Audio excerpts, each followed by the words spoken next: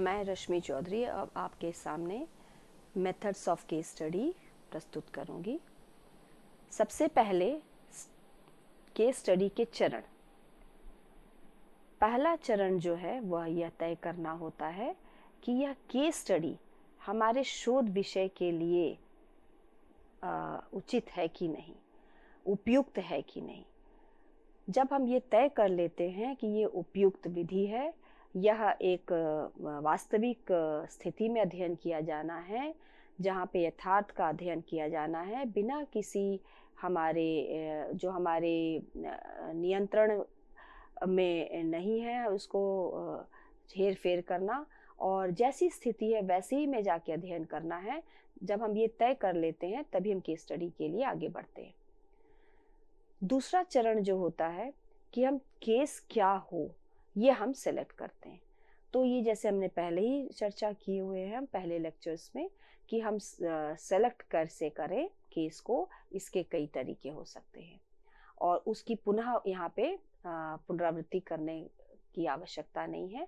तो वो केस जो है वह सिंगल केस हो सकता है। सिंगल केस भी वो यूनिक केस हो सकता है, या एक्सट्रीम केस हो सकता है, या क्रिटिकल केस हो सकता है। यदि वो सिंगल केस है तो कोई एक विद्यालय हो सकता है, कोई एक किसी, जैसे यहाँ पे उदाहरण दिया गया है तो वो उत्तर प्रदेश माध्यमिक बोर्ड का एक विद्यालय हो सकता है, या सीबीएसई बोर्ड का एक विद्यालय हो सकता है, या फिर वो एक स्पेशल स्कूल हो सकता है जो कि दृष्टिबाधित विद्यार्थियों के लिए चलाया जा रहा है, या फिर वो एक ऐसा विद्यालय हो सकता है जहाँ पर कि समावेशी शिक्षा काफ़ी दिनों से लागू है और जहाँ पर कि सभी प्रकार के जो मार्जिनलाइज ग्रुप हैं वहाँ पर मिल रहे हैं। वो एक ट्रांसजेंडर भी हो सकता है, वो एक सिंगल केस एक ऐसी युवा विद्यार्थी, स्त्री महिला विद्यार्थी जो कि एसिड अटैक की विक्टिम है, उसका भी अध्ययन हो सकता है जो कि उच्च शिक्षा में अध्ययनरत है। तो इस तरीके से यह सिंगल केस हो सकता है। मल्टीपल केस स्टडी जिसमें कि अनेक विद्यालय हो सकते हैं, सीबीएसई बोर्ड के ही अनेक विद्यालय हों, या फिर कई केसेस वो ट्रांसजेंडर के जो विद्यालय में शिक्षा ग्रहण करने के लिए नामांकित हुए हों, या फिर अन्य कई 2 वर्षों में जो छात्र आंदोलन हो रहा है उसके कई जो आंदोलन हैं उनका अध्ययन हो सकता है। तो ये मल्टीपल केसेस हो सकते हैं। तो इस तरीके से हम केसेस को क्यों चुन रहे हैं, कैसे चुन रहे हैं, यह इसको जस्टिफाई करना थोड़ा कठिन है, चुनौतीपूर्ण होता है। तो एक शोधार्थी को यह बहुत अच्छे तरीके से समझ लेना चाहिए कि उसने यह केस का चयन क्यों किया है, इसके पीछे क्या मंशा है, क्या उद्देश्यों की इससे पूर्ति होगी, और इससे क्या शोध के क्या उद्देश्यों की पूर्ति होगी, जो उद्देश्य लेके चल रहे हैं वो उद्देश्यों की कैसे पूर्ति होगी। तो एक तरीके से इसमें हम जब सेलेक्ट कर लेते हैं केसेस को और तब हम आगे बढ़ते हैं और हम ये तय करते हैं तीसरे चरण में कि कितनी गहराई से वो हम अध्ययन करेंगे, वो डेप्थ कितनी गहराई से, ये या क्या वो बहुत गहराई से एक ही व्यक्ति का अध्ययन किया जाना है कि और विस्तृत होगा, गहराई न जाके विस्तार क्षेत्र ज्यादा होगा। क्योंकि हम जब बहुत गहराई से किसी का अध्ययन करने जाएंगे तो विस्तार में कमी आएगी, और यदि हम विस्तृत करेंगे तो गहराई में कमी आएगी। तो इसमें हॉलिस्टिक केस स्टडी है जिसमें कि एक केस को संपूर्णता में अध्ययन किया जाता है। वो एक विद्यालय हो सकता है, कोई व्यक्ति हो सकता है, जिसका हम संपूर्णता में अध्ययन करते हैं। विद्यालय के हर बात का अध्ययन करेंगे, विद्यालय के आबो हवा, उसका वातावरण, उसकी जो डिसिप्लिन, उसमें जो भौतिक वातावरण है, उसमें जो सोशल एनवायरनमेंट, सामाजिक वातावरण है, इसमें जो व्यवस्थाएं हैं, कक्षा कक्ष हैं, और जो एडमिनिस्ट्रेशन है, प्रशासन है, शिक्षक हैं, शिक्षकों की भूमिका है उस विद्यालय में, और प्राध्यापक की भूमिका, इसमें विद्यार्थी किस तरीके से उसमें सहभागी हो रहे हैं विभिन्न अधिगम की गतिविधियों में, तो पूरी गहराई से उसमें अध्ययन होगा। जैसे एक दृष्टिबाधित विद्यालय है बच्चों के लिए, तो वह विद्यालय कैसे कार्यरत है, उसका मैनेजमेंट क्या है, फंडिंग कहाँ से आ रही है, विद्यालय में क्या व्यवस्थाएं हैं, किस तरह की व्यवस्थाएं दृष्टिबाधित विद्यार्थियों के लिए अनुकूल हैं, वो विद्यार्थी उससे कितने संतुष्ट हैं, शिक्षक कितने प्रशिक्षित हैं, कितने लगे हुए हैं वो वहाँ पे अध्यापन कार्य में, और जो प्रशासनिक व्यवस्था है वो कितनी प्रभावशाली है। सारी बातों का अध्ययन जब हम करेंगे तो ये होलिस्टिक केस स्टडी होगी। एक व्यक्ति का ही हम अध्ययन करेंगे तो इसका उदाहरण हम दे चुके हैं कि एक व्यक्ति का संपूर्णता में अध्ययन करेंगे। एक विद्यार्थी बहुत तेजस्वी विद्यार्थी है तो वो ऐसा और बहुत अच्छा प्रदर्शन कर रहा है, और अपनी बीमारी के बावजूद भी। तो बहुत सारे विद्यार्थी ऐसे होते हैं जो कार्डियक कॉन्जेनिटल हार्ट डिजीज, जो जन्मजात कुछ हृदय की समस्याएं, परंतु बहुत अच्छा प्रदर्शन कर रहे हैं शिक्षा में। तो ऐसे में वो उस विद्यार्थी को जब अध्ययन करेंगे तो उसकी सारी चीज़ें, उसकी मेडिकल हिस्ट्री, उसके मेडिकल रिपोर्ट्स भी, उसका अध्ययन, उसके जो उसकी एस्पिरेशंस हैं, स्पृहा है, उसका जो मनोवैज्ञानिक जितने पक्ष हैं, बौद्धिक है, सृजनशीलता है, उसके अभिप्रेरणा है, उसकी जिज्ञासा है, और उसके जो अन्य जितने पक्ष हैं सारे काम, सामाजिक पक्ष, उसके परिवार में कैसी पृष्ठभूमि है, माता पिता का कितना सहयोग है, उसके शिक्षक किस तरीके से हैं, उसके सहपाठी क्या है, सहपाठी उसके बारे में क्या जानना बता रहे हैं। तो ये संपूर्ण उस विद्यार्थी को जानने के लिए विद्यार्थी का भी हम अध्ययन करेंगे, विद्यार्थी के सहपाठियों से भी पूछ सकते हैं, चिकित्सकों से भी बातचीत कर सकते हैं, उनके माता पिता का भी हम देखेंगे, परिवार का भी अध्ययन कर सकते हैं, विद्यालय है, उसके शिक्षक। तो ये सारी बातें थी हॉलिस्टिक केस स्टडी एक किसी ऐसे विद्यार्थी का जो कि बहुत गंभीर बीमारी से ग्रस्त है, परंतु फिर भी अध्ययनरत है और अच्छा प्रदर्शन कर रहा है शिक्षा के क्षेत्र में, अध्ययन बहुत अध्ययनशील है और मेरिटोरियस है। और जब हम एम्बेडेड केस स्टडी करते हैं तो उसमें फिर एक पक्ष को, एक पहलू को लेते हैं। हम जिस केस को चुने हैं उसका एक ही पहलू लेंगे। तो यदि हमने विद्यालय लिया है, हमने एक विद्यालय का चयन किया है, तो हॉलिस्टिक में तो सारी बातें, सब सारा विस्तार से गहनता पूर्वक अध्ययन होगा।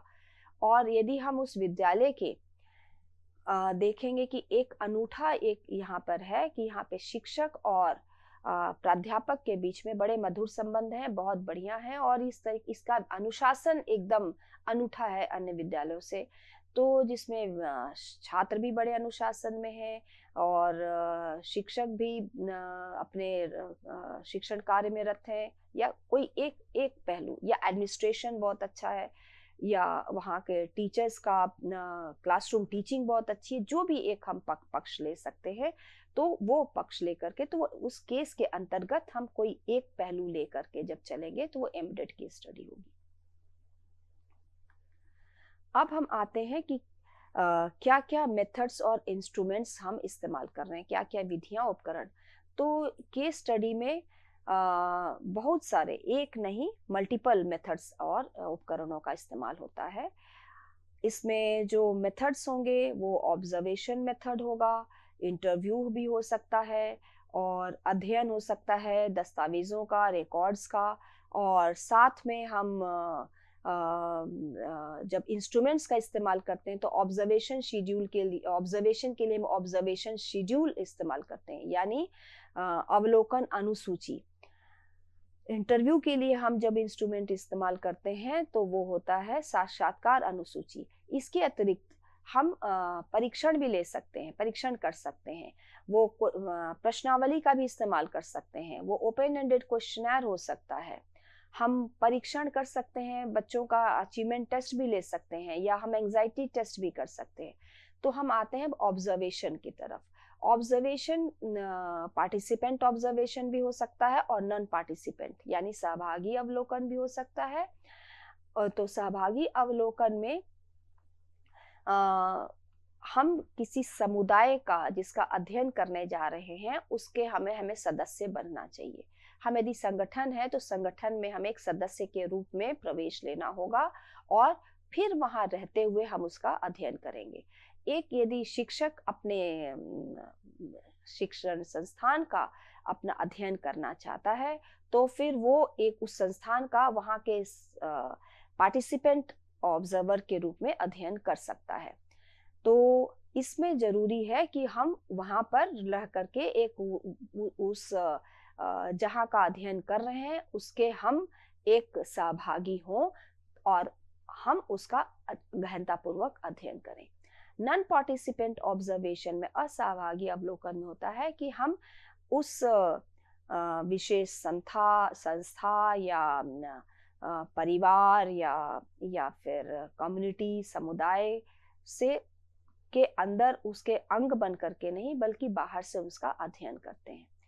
तो यह अवलोकन, जैसे हम एक शोधार्थी जाएगा तो विद्यालय में एक शोधार्थी के रूप में रहेगा, वो उसका एक सहभागी व्यक्ति नहीं होगा, वहाँ का एक न तो वो अधिकारी है, न कर्मचारी है, न विद्यार्थी है।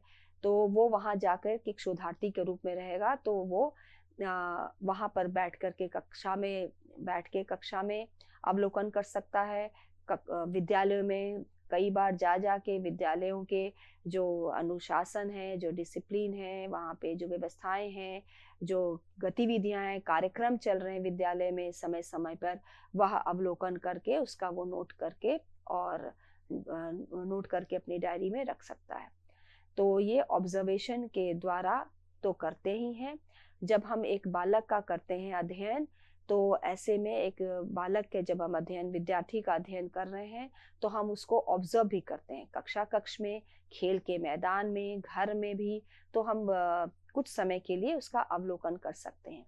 हम उसका अवलोकन करने के लिए उसके लिए एक अवलोकन अनुसूची बनाते हैं कि हमको खेल के मैदान में क्या क्या बातें इसमें देखनी है, ये हम पहले से तय कर लेते हैं कि ये चीजें हमें देखनी है। और कुछ चीजें और आती हैं उसमें जब हम शोध कर रहे होते हैं, जब हम क्षेत्र में होते हैं अध्ययन के दौरान, तो हमें लगता है ये चीजें छूट गई हैं, तो उसको भी हम अनुसूची में डालते हैं।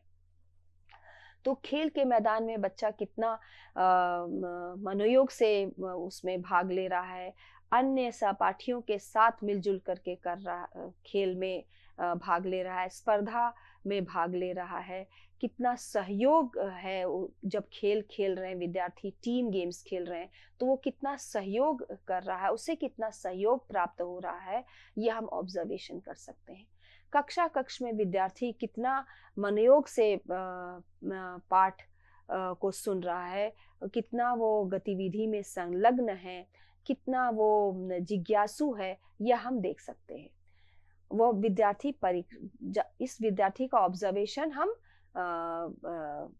विद्यालय में तो कर रहे हैं, हो सकता है हम परिवार में भी देखें कि वो किस तरीके से परिवार में भाई बहनों के साथ और माता पिता के साथ उसका किस तरीके से संबंध है।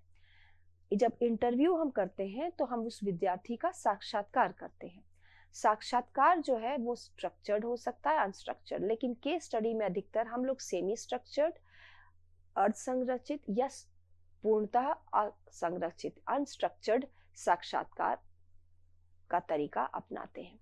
तो इसमें हम जब विद्यार्थी से हम प्रश्न पूछते हैं, ऐसे प्रश्न जिससे कि हमें उस विद्यार्थी के जो विषय वस्तु है अध्ययन का है कि हम कितना ये अच्छा प्रदर्शन कर रहा है, कैसे कर रहा है, तो इसके लिए हम उससे बातचीत करके, प्रश्न पूछ करके जान सकते हैं।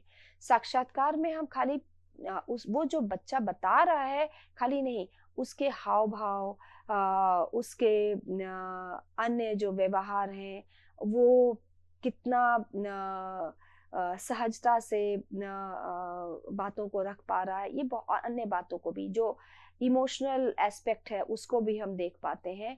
जो बौद्धिक सोच के बाद उत्तर दे रहा है वो तो देख ही पाते हैं। जब इंटरव्यू कर रहे हैं तो हम बालक के साथ साथ, हमने कहा कि इसमें एक ही के नहीं, बालक के माता पिता का भी हम इंटरव्यू कर सकते हैं, हम सहपाठियों का भी इंटरव्यू कर सकते हैं और उनके शिक्षकों का भी हम इंटरव्यू कर सकते हैं। साक्षात्कार से जो हमें डेटा मिल रहा है और जो ऑब्जर्वेशन से डेटा मिल रहा है, उन डेटाओं को हम मिला करके देखते हैं कि क्या एक दूसरे के पूरक हैं और पुष्टि हो रही है। जो हमने देखा है और जो हमने साक्षात्कार से प्राप्त किया है, उन दोनों में मेल है और वो एक दूसरे की बातों की पुष्टि हो रही है कि नहीं। इसी तरीके से हम डॉक्यूमेंट्स भी देख सकते हैं।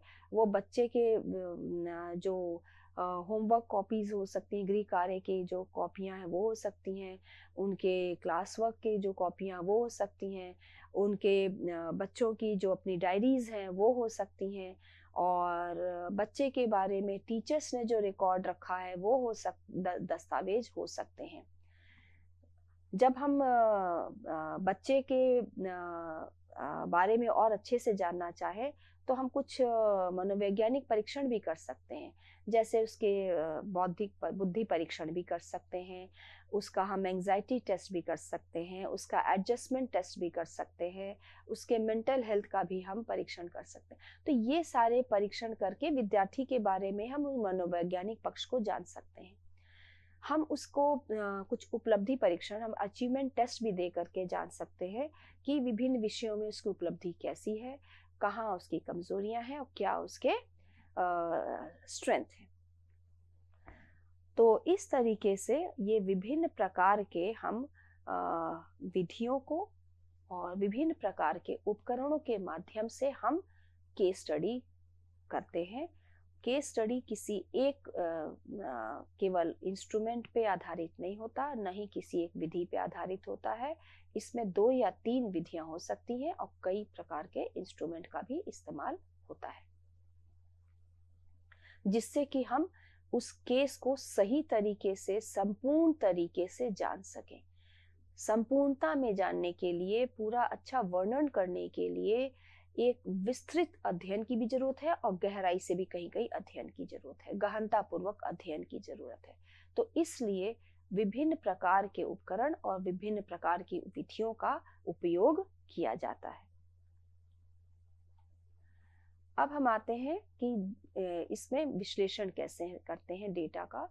तो केस स्टडी करके प्रचुर मात्रा में प्रदत्त एकत्रित हो जाते हैं, बहुत भारी मात्रा में। तो पहले हम उनको व्यवस्थित करते हैं, प्रिपेयर करते हैं, जिससे कि हम उससे हम तैयारी करते हैं कि कैसे हम उसको उससे हम अर्थ निकालेंगे, कैसे उसका आकलन करेंगे। जब हम विश्लेषण की बात करते हैं, डेटा विश्लेषण की, तो कभी कभी जब हम प्रदत्त संकलन कर रहे हैं तभी वो शुरू हो जाता है। जब हम नोट ले रहे होते हैं, साक्षात्कार ले रहे होते हैं, या हम जब अवलोकन कर रहे होते हैं, तो तभी तभी हम कुछ विश्लेषण भी करते जाते हैं। इससे ये बात निकल के आ रही है, इससे ये बात स्पष्ट हो रही है, यह तत्व निकल के आ रहा है। ये सारी चीजें, चाहे वो विद्यालय हो, चाहे बालक हो, संस्था हो, कम्युनिटी हो, समुदाय हो, कभी कभी हम उसका अध्ययन करते हैं। तो डेटा कलेक्शन के साथ साथ ही हमारा विश्लेषण भी शुरू हो जाता है, हम करने लगते हैं। हमको डेटा को व्यवस्थित करना होता है। जब सारा डेटा आता है तो व्यवस्थित करना एक बहुत प्रमुख, बहुत बड़ा कार्य है केस स्टडी में। जैसा हमने बताया कि डेटा बहुत भारी मात्रा में होता है, प्रचुर मात्रा में हो जाता है, कई पृष्ठों में ये हो जाता है। तो जिससे कि हम उसको पहले जब सुव्यवस्थित कर लें और सजा लें, तब हम उसको विश्लेषण करने में आसानी होती है।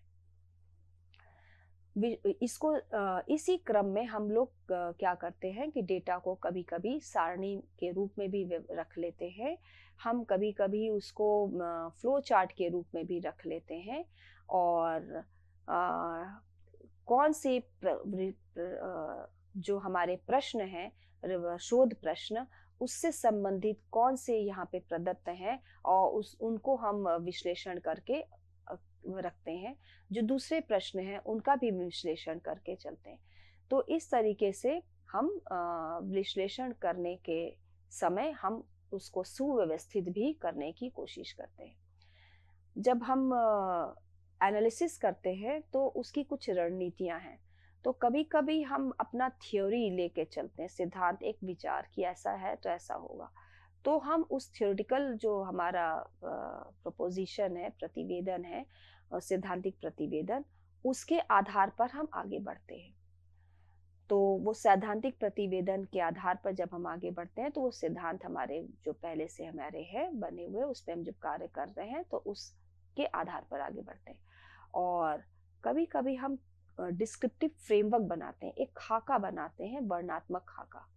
जैसे कि हमने बताया कि एक विद्यार्थी का हम कर रहे हैं तो हम उसके सारे, उसके एकेडमिक, उसके मनोवैज्ञानिक, उसके सामाजिक, उसके चिकित्सा से संबंधित और उसके विद्यालयी क्रियाकलाप से संबंधित, खेल कूद के से संबंधित सारी चीज़ों को हम उसका एक खाका खींच लेते हैं, उसमें हम उसको विकसित करते हैं। तो इस तरीके से जब हम डेटा एनालिसिस करते हैं तो हम केस स्टडी को पूर्ण करने की ओर बढ़ते हैं। यहाँ पे विश्लेषण करना समय लेने वाला कार्य होता है, क्योंकि अन्य शोधों में जो मात्रात्मक शोध है वो विश्लेषण आप कहीं कहीं कंप्यूटर के माध्यम से फटाक से कर लेते हैं। यहाँ पर आपको बैठ के अध्ययनरत होकर के एक एक बातों को पढ़ करके देख करके करना होता है, तो उसमें बहुत समय हो जाता है। अब हम आते हैं कि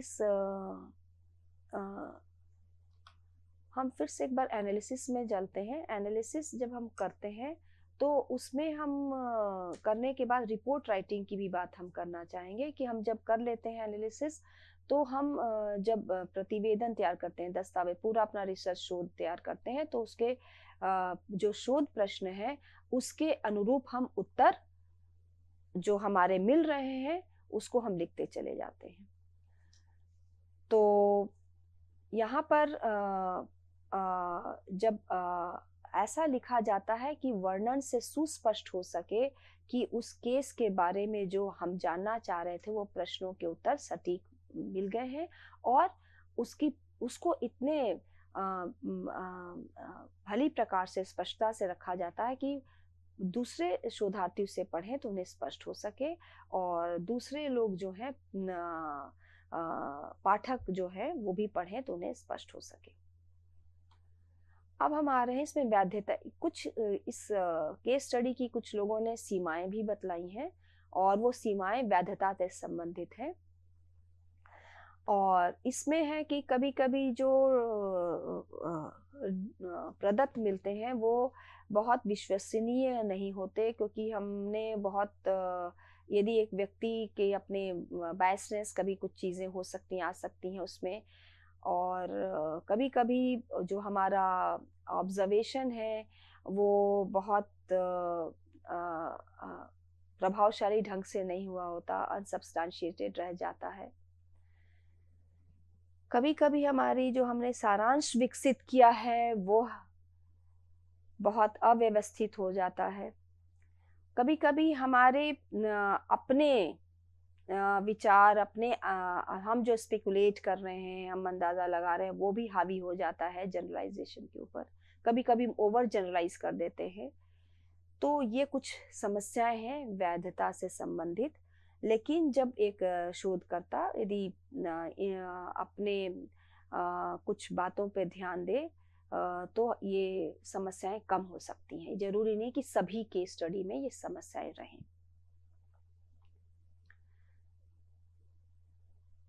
ये हैं रेफरेंसेस, और इससे केस स्टडी यहाँ पे पूर्ण होता है। धन्यवाद।